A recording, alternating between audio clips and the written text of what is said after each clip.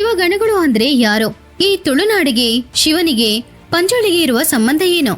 ಕಾಂತಾರ ಸಿನಿಮಾದಲ್ಲಿ ನಾವು ನೋಡಿದ್ದು ಮಾತ್ರ ನಿಜಾನಾ? ಇಲ್ಲ ಇನ್ನೂ ನಮಗೆ ಗೊತ್ತಿಲ್ಲದೆ ಇರುವ ವಿಷಯಗಳು ಇದೆಯಾ? ತುಳುನಾಡಿನಲ್ಲಿದ್ದ ಕಂಬೋಲ ರಾಜ್ಯ ಏನಾಯ್ತು?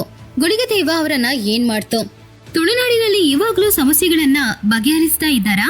ಆ ತುಳುನಾಡಿಗೂ ಪರಶುರಾಮರಿಗೂ ಸಂಬಂಧವೇನು? ಈ ವಿಡಿಯೋದಲ್ಲಿ ಕಾಂತಾರ ಸಿನಿಮಾದಲ್ಲಿ ಬರದೇ ಇರುವ ವಿಷಯಗಳನ್ನ ಕೂಡ ನಾವು ತೋರಿಸ್ತಾ ಇದ್ದೀವಿ. ವಿಡಿಯೋನ ಕೊನೆ ತನಕ ನೋಡಿ.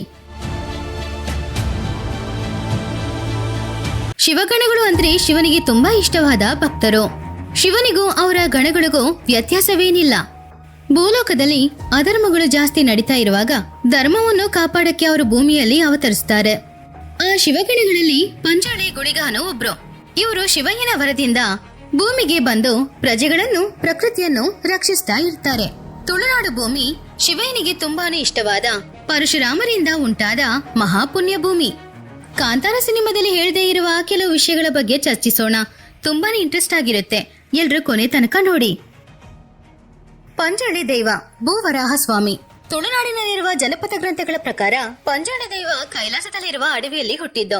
ಅವರನ್ನ ದೇವಿ ಪಾರ್ವತಿ ತುಂಬಾನು ಪ್ರೀತಿಯಿಂದ ಸಾಕ್ತಾ ಇದ್ರು.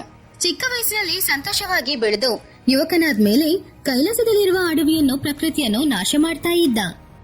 ಅದನ್ನು ನೋಡಿದ ಶಿವಯ್ಯನಿಗೆ ಕೋಪ ಬರುವಾಗ ಪಾರ್ವತಿ ದೇವಿ ಶಿವಯ್ಯನನ್ನ ತಡೆದು, ಸ್ವಾಮಿ ಅದು ಪ್ರಕೃತಿ, ಅದಕ್ಕೆ ಕೊಟ್ಟಿರುವ ಲಕ್ಷಣ ಅಂತ ಹೇಳಿದ್ರು. ಶಿವಯ್ಯ ಕೋಪವನ್ನು ಬಿಟ್ಟು ಪಂಜಾಳಿಯನ್ನ ಬೆಳೆಗಳಿಗೂ, ಪ್ರಕೃತಿಗೂ, ಪಂಚಭೂತಗಳಿಗೂ ರಕ್ಷಕನಾಗಿರು ಅಂತ ಹೇಳಿದ್ರು. ಆ ದಿನದಿಂದ ಈ ದಿನವರೆಗೂ ಅವರು ತುಳುನಾಡಿನಲ್ಲಿರುವ ಪ್ರಜೆಗಳನ್ನ ರಕ್ಷಿಸ್ತಾ ಇದ್ದಾರೆ.